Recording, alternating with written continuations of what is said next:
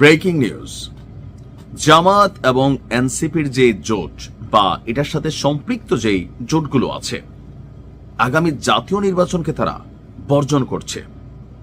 আর চাঞ্চল্যকর এই তথ্য এসেছে একজন সাংবাদিকের কাছ থেকে। তবে কে এই সাংবাদিক, তার মোটিভ কি, তার কাছে কি জামাতের কোনো যে নির্বাচনী আয়োজন যে তাদের যে পরিচালনা কমিটি আছে তারা কেউ বক্তব্য দিয়েছে অথবা এনসিপি দিয়েছে?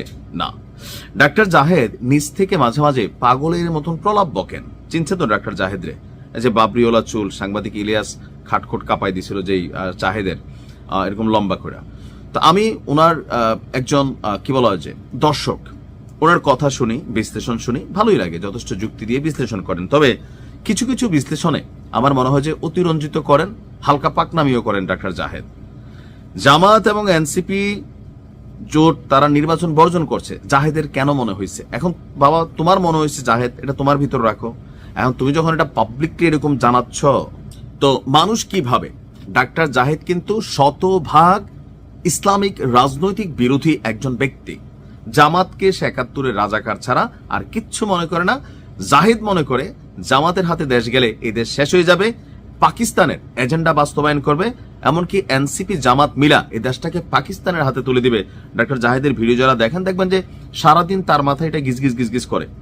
সাংবাদিক ইলিয়াস পিনাকির মাথায় গিজগিজ গিজগিজ করে যে এদেশ ভারতের দখলে চলে যাবে, তারেক জিয়া ভারতের সাথে হাত মিলিয়ে ফেলছেন। মানে ওনাদের বক্তব্য হচ্ছে এরকম, আর জাহিদের বক্তব্য হচ্ছে যেটা পাকিস্তান হয়ে যেতেছে।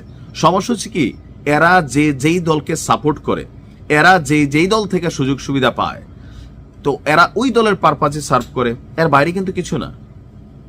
এখন পিনাকি এবং ইলিয়াস কিছুটা জামাত ঘেঁষা, এটা এখন সবাই বলছে, পাকিস্তান ঘেঁষা ইলিয়াস তো প্রকাশ্যেই বলে। তো এরা কি করে, পাকিস্তান ঘেঁষা যে লোকগুলো হবে এরা ভারত বিরোধী হবে, আবার ভারত ঘেঁষা যে লোকগুলো হবে এরা পাকিস্তান বিরোধী হবে, বাংলাদেশ ঘেঁষা লোকগুলা বাংলাদেশেরই থাকবে। এখন জাহেদের কেন মনে হচ্ছে, আমার মনে হচ্ছে জাহেদের এই ধরনের বক্তব্য দেওয়া একটু ভেবেচিন্তে দেওয়া উচিত। এটা জাহেদের বিশ্লেষণটা কি, যে আসন্ন ত্রয়োদশ জাতীয় সংসদ নির্বাচনে 11 দলীয় জোট আপনার নানা রকম অভিযোগ তুলছে। তফসিল ঘোষণার পর থেকে নির্বাচন কমিশন প্রশাসনের ভূমিকা নিয়ে একের পর এক অভিযোগ তুলছে শরিক দলগুলো। তো তার বক্তব্য যে এই প্রেক্ষাপটে প্রশ্ন উঠেছে, এই জোট কি শেষ পর্যন্ত নির্বাচন বর্জনের পথে হাঁটতে পারে? আমার মনে হয় না। জামাতের যে রাজনৈতিক প্রচার প্রচারণা এটা তারা চালাচ্ছে, বিএনপির যতটুকু প্রচার প্রচারণা দরকার সবাই চালাচ্ছে। এখন জাহেদের কেন মনে হইতেছে? জাহেদ তো বিএনপির নীতি নির্ধারণী কমিটির কেউ না, সাংবাদিক। তো জাহেদের মনে হচ্ছে একাধিক সম্ভাবনা একবারে উড়িয়ে দেওয়া যায় না। কেন? মনোনয়ন প্রত্যাহারের দিন পার হয়ে প্রতীক বরাদ্দ হলেও কোন জোট চাইলে নির্বাচন থেকে সরে আসার ঘোষণা দিতে পারে, অতীতে এমন নজির আছে। বিএনপি এবং জামাত এবং এনসিপির পক্ষ থেকে অভিযোগ যে প্রশাসন এবং নির্বাচন কমিশন কার্যত বিএনপির পক্ষে কাজ করছে। এমনকি নির্বাচন কমিশন গিয়ে জামাত ইসলামের নায়েবে আমির ডাক্তার আব্দুল্লাহ মোহাম্মদ তাহের সাংবাদিকদেরকে বলছেন, কেউ কেউ প্রকাশ্যেই বলছেন তারেক রহমানকে ক্ষমতায় বসিয়ে দেওয়াই যখন এই সরকারের বা এই প্রশাসনের বা এই নির্বাচন কমিশনের মূল উদ্দেশ্য। এসব অভিযোগের পেছনে দুই ধরনের উদ্দেশ্য থাকতে পারে। একদিকে একটি প্রশাসনের উপর চাপ তৈরির কৌশল যা গণতান্ত্রিক দৃষ্টিকোণ থেকে যুক্তিসঙ্গত, অন্যদিকে ভবিষ্যৎ নির্বাচন বর্জনের যুক্তি তৈরির প্রস্তুতিও হতে পারে। যদি ধারাবাহিকভাবে বলা হয় লেভেল প্লেইং ফিল্ড নাই, তাহলে এক পর্যায়ে বলা সহজ হয় এই নির্বাচনে অংশ নেওয়ার কোনো অর্থ নেই। জাহেদের বক্তব্য যেগুলা বিভ্রান্ত তরিকারী।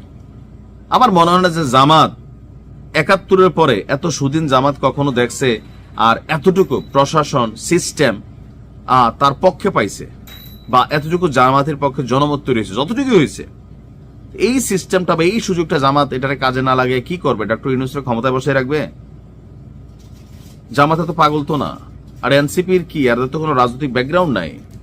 আর এইবার নির্বাচনেও এনসিপির যতটুকু এখনো 2-10% ভোট আছে, 2-10টা ভোট আছে, এইটাও যত দিন যাবে এদের কমবে, কারণ এদের কর্মকাণ্ড বিতর্কিত।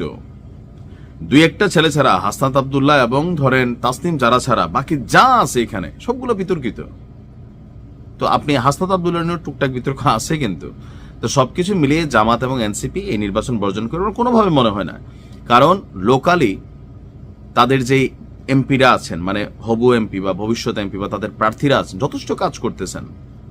অফিস টফিস তৈরি করা হয়েছে, মুভমেন্ট আছে, গ্রামে গ্রামে চলতেছে, তো নির্বাচন যদি নাই করবে এগুলো কি আইওয়াস? তাহলে জাহেদ বড় বিশ্লেষক, জামাতের ভেতর থেকে তার কাছে তথ্য আসে সম্ভবত, সেটা জাহেদ ভালো বলতে পারে। বাট আমার কাছে মনে হয় এটা বিভ্রান্ত ছড়ানো ছাড়া আর কোনো কিছু। ভালো থাকুন।